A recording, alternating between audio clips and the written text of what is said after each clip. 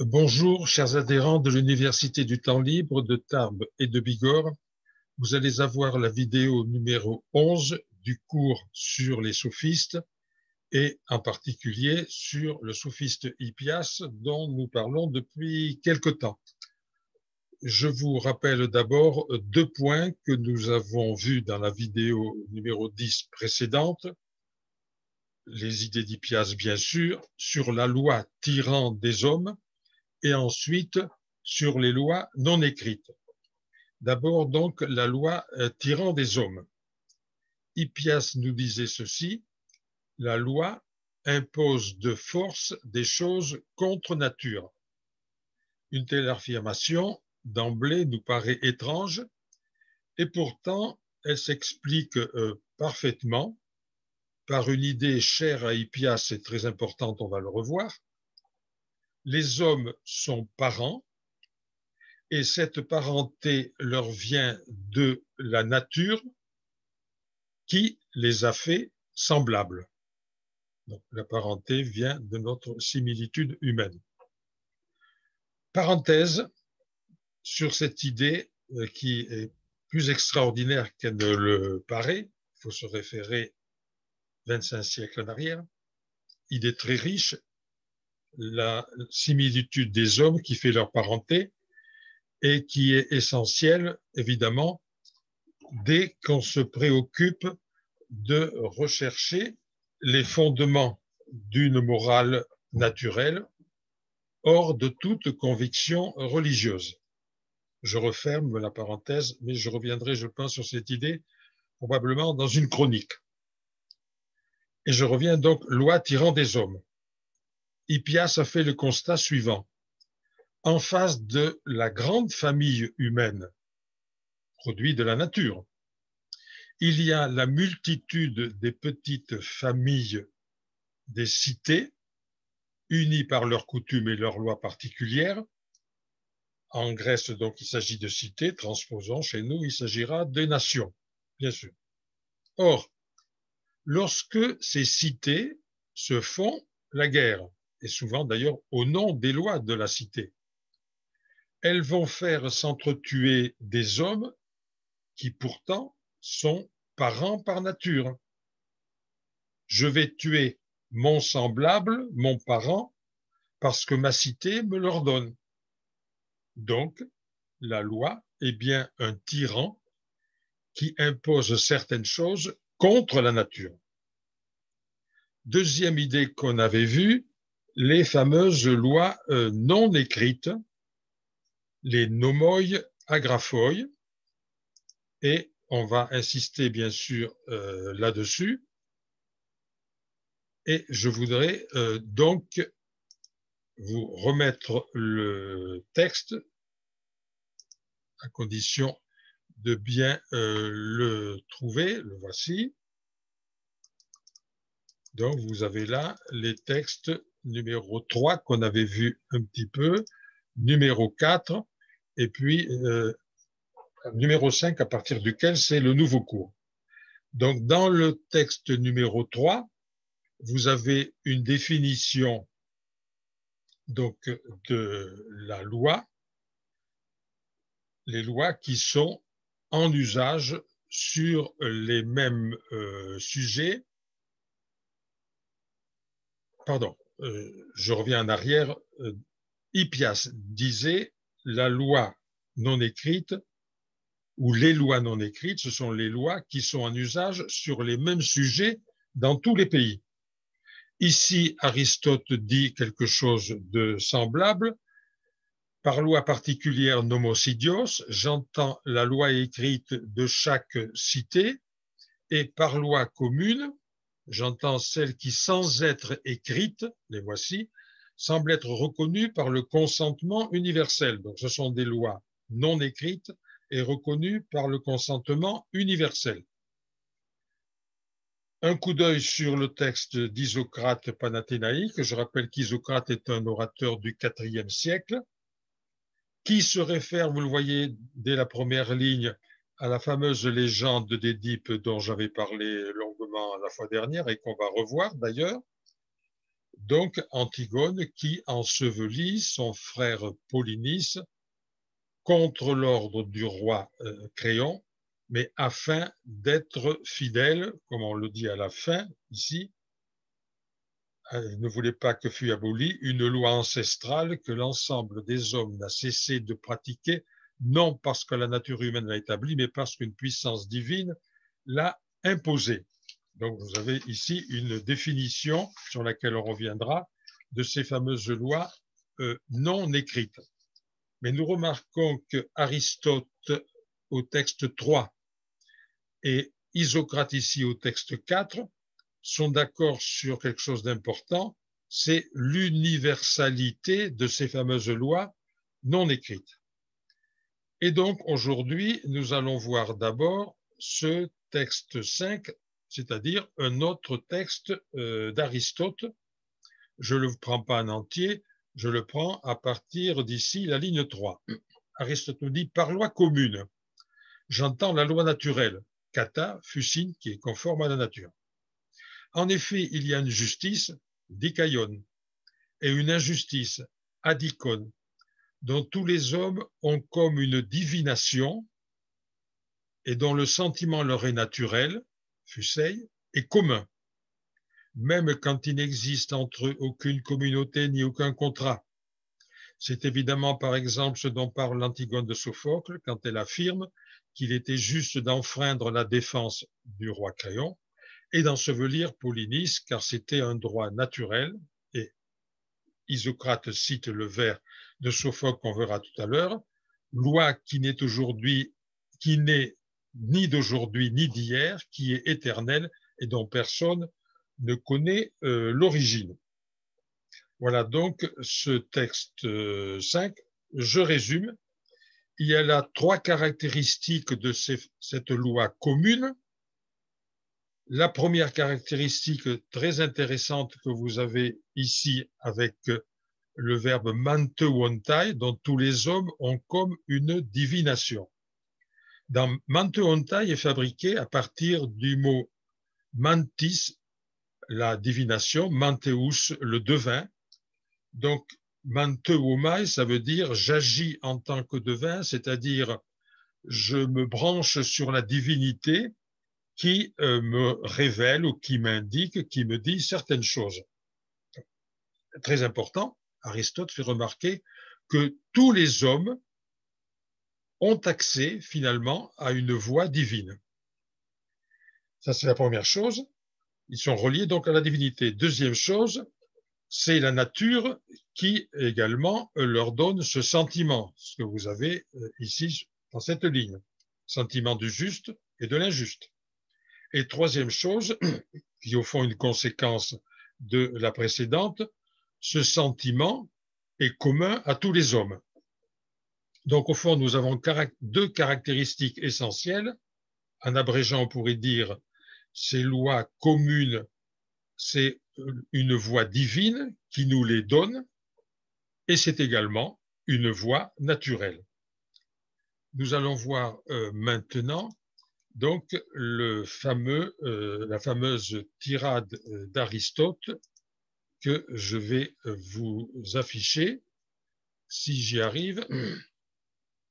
Bon, en attendant, je vous présente la scène dont il va être question. Pour le moment, je n'arrive pas à l'afficher, ça n'a pas d'importance. Donc, le texte que nous allons voir et que vous avez sans doute sous les yeux, donc à la page 6 de l'ensemble de textes que je vous ai distribué, c'est un extrait de la tragédie de Sophocle, Édipe roi. Peut-être vais-je arriver à l'afficher, et pour le moment, je n'y arrive pas, ça n'a pas d'importance, donc je vais vous lire le texte. Mais je vous présente d'abord la scène. Donc, sans vous raconter toute la tragédie, Antigone a violé l'interdiction du roi Créon de Thèbes d'ensevelir le corps de Polynice.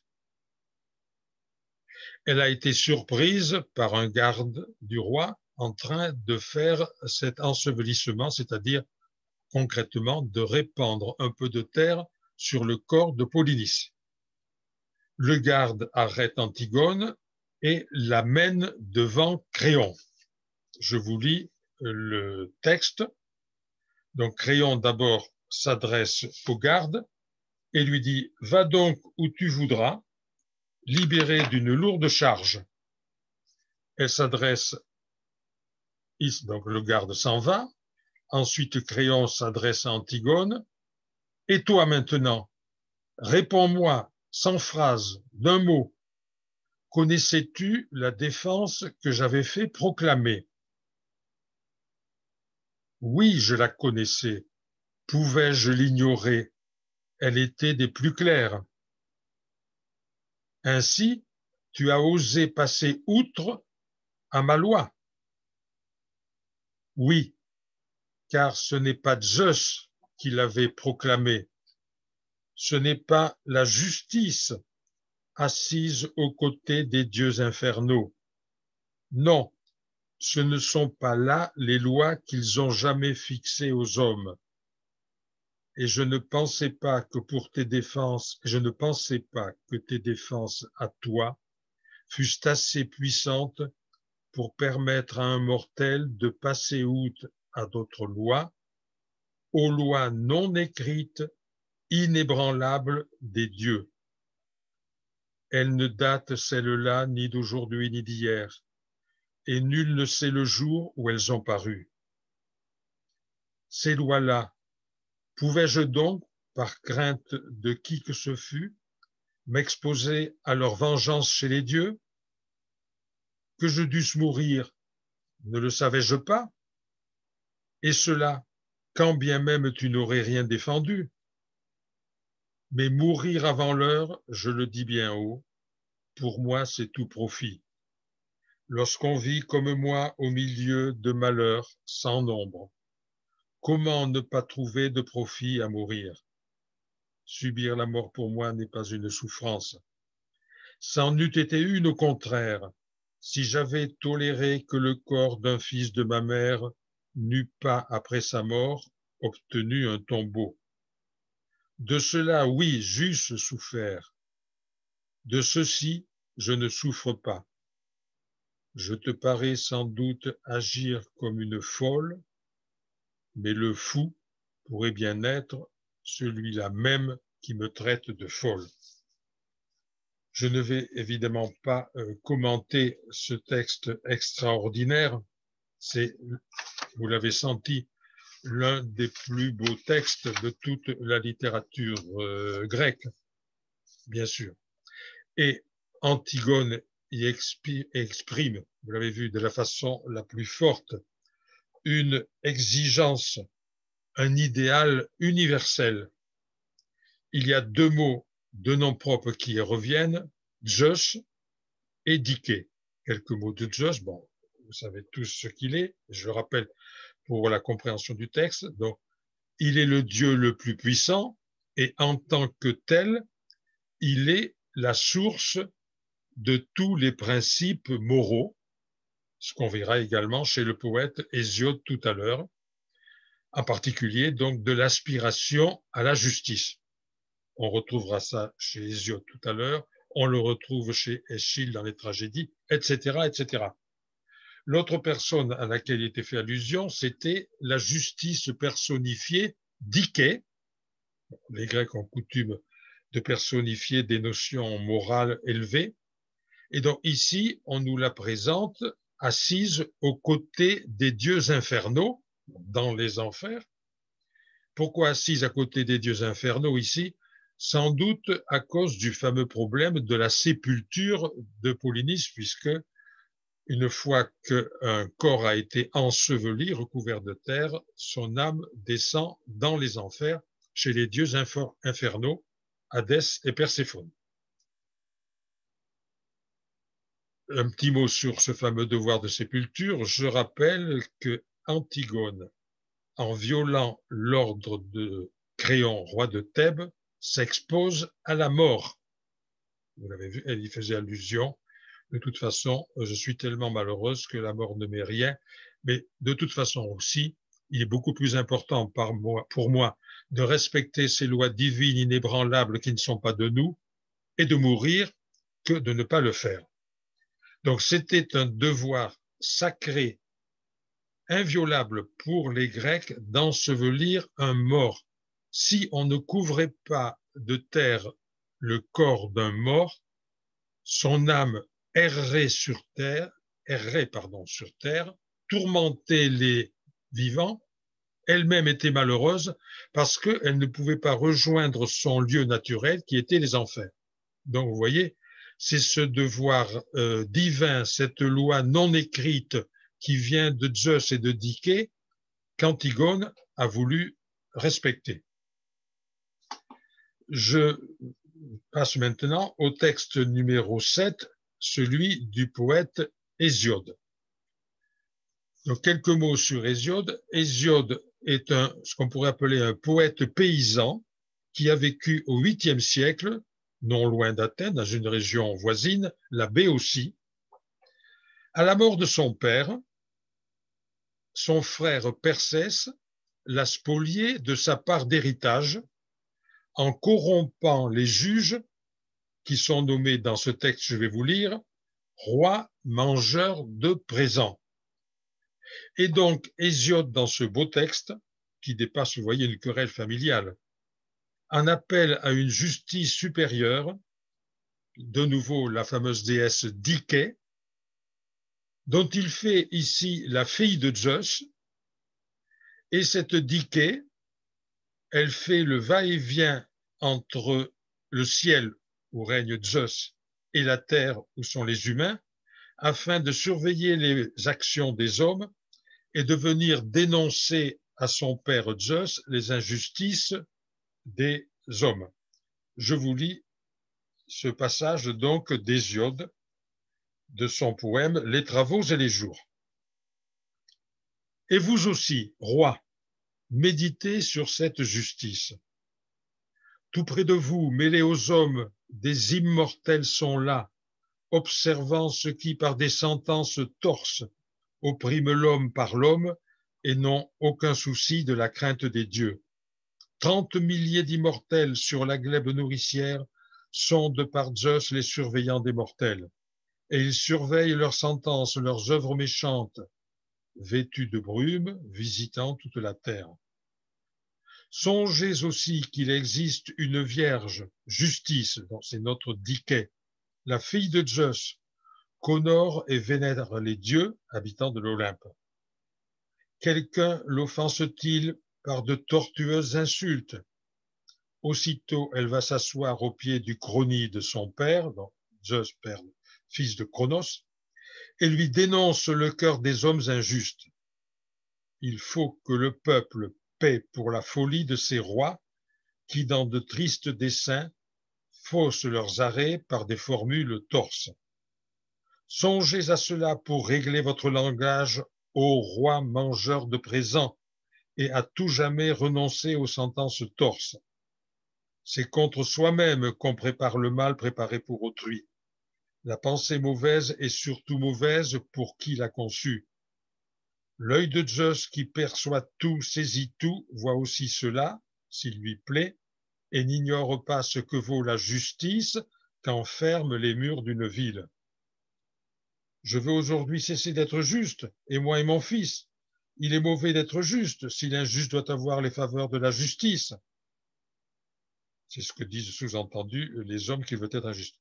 Mais j'ai peine encore à croire que de telles choses, dit Hésiode pour sa part, soient ratifiées du prudent Zeus. Pour toi, Persès, mets-toi ces avis en l'esprit. Écoute donc la justice, oublie la violence à jamais. Telle est la loi que le Cronide a prescrite aux hommes. Que les poissons, les fauves, les oiseaux ailés se dévorent, puisqu'il n'est point parmi eux de justice. Mais aux hommes, Zeus a fait don de la justice, qui est de beaucoup le premier des biens. À celui qui sciemment prononce suivant la justice, à celui qui sciemment prononce suivant la justice, Zeus au vaste regard, donne la prospérité. Mais celui qui de propos délibérés appuie d'un serment les déclarations mensongères et par là blessant la justice commet le crime inexpiable, verra la postérité qu'il laisse décroître dans l'avenir, tandis que la postérité de l'homme fidèle à son serment grandira dans l'avenir. Donc vous voyez, derrière ce texte un peu long, ce qui ressort le plus nettement, c'est cet appel à une justice supérieure. Je passe au texte 8 que vous avez toujours sur cette page 6, il est très bref.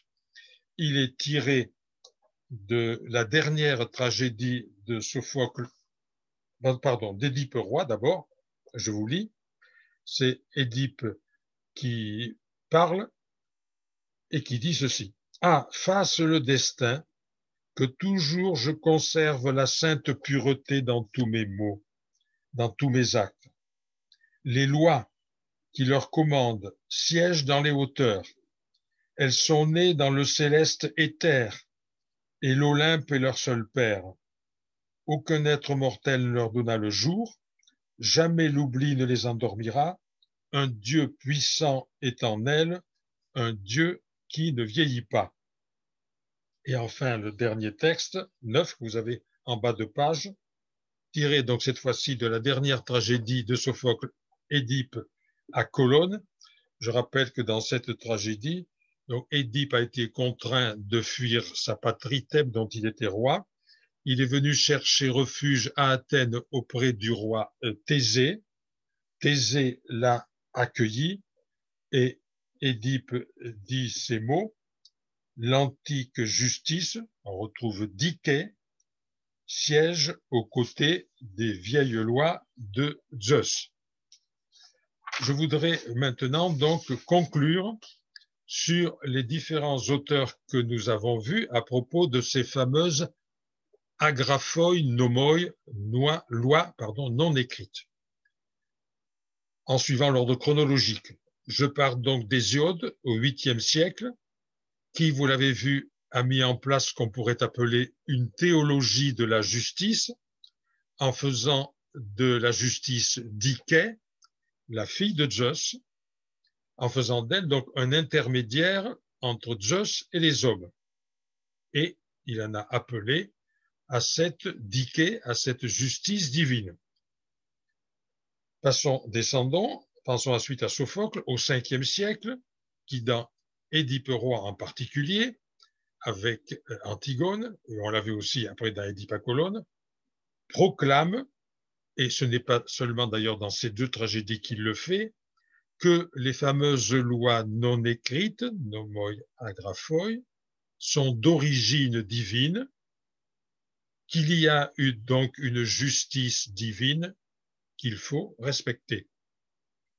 Descendons un peu avec Hippias, qui a vécu à la fin du 5e siècle, donc qui est plus jeune environ d'une cinquantaine d'années que Sophocle, qui lui a mis en place, on l'a vu dans le dialogue avec Socrate, donc dans le long texte de Xénophon, les Mémorables que nous avons étudié. Donc, Xénophon a imaginé un dialogue entre Socrate et Hippias, et on a vu Hippias faire un raisonnement intéressant que je vais reproduire et qui part d'un constat. Le constat, les lois non écrites existent dans tous les pays. Et donc, Hippias raisonne à partir de ce constat. Or, les hommes de tous les pays n'ont évidemment pas eu l'occasion de se rassembler pour édicter ces lois. Donc, ces lois ne venant pas des hommes ne peuvent venir que des dieux. Raisonnement intéressant de la part d'un sophiste. J'en arrive à Aristote, un peu plus jeune que Hippias, donc homme du IVe siècle, puisqu'il est mort en 322, qui voit, lui, deux caractéristiques essentielles de la loi commune qui est en même temps, bien sûr, loi non écrite. On l'avait vu, cette loi commune est une voie TOX de la nature, et elle a quelque chose de divin que nous saisissons naturellement. Quand il disait Mantuantai, nous les saisissons par une sorte de divination. Et donc, je trouve intéressant de voir l'évolution intellectuelle, vous voyez, sur ces 5 siècles, depuis Hésiode 8e jusqu'à Aristote 4e. Je constate que les deux poètes, Hésiode et Sophocle, construisent ce qu'on pourrait appeler une théologie, mais qui en réalité répond aux sentiments de leurs contemporains. Les deux philosophes, car n'enlevons pas à Hippias la qualité de philosophe, raisonnent, eux, sur ce qu'ils constatent, et ils s'accordent pour voir dans la nature le fondement des lois non écrites. Et, à mon avis, le plus intéressant et le plus novateur, c'est la vérité qui a été énoncée par Hippias et par quoi j'avais commencé au début de ce cours. La nature a fait de tous les hommes des parents. C'est évidemment quelque chose sur quoi je reviendrai lors de la prochaine vidéo, donc la vidéo numéro 12, qui sera diffusée à partir du 2 avril. Je pense que je ferai une conclusion générale sur l'apport que nous devons donc à Hippias. Sophiste important, vous le voyez. Je fais de nouveau référence à quelque chose dont je vous ai parlé la dernière fois. Donc, le dernier cours sur Hippias sera celui du vendredi 2 avril, conclusion. Vous pouvez déjà maintenant, si quelques points de ce qui a été exposé sur Hippias vous méritent des explications supplémentaires que vous n'avez pas compris ou avec quoi vous ne seriez pas d'accord avec Hippias, je dirais ce n'est pas secondaire. Ben, nous prenons ces idées telles qu'elles sont, d'accord avec la façon dont je les ai exposées, qui peut-être n'était pas assez claire. Donc, vous pouvez déjà vous manifester à moi en m'envoyant un email pour vous dire, voilà, je serai intéressé par une séance de questions-réponses. Je noterai votre adresse et puis le jour venu, donc, nous ferons cette séance de questions-réponses. Pour le moment, je vous remercie de votre attention.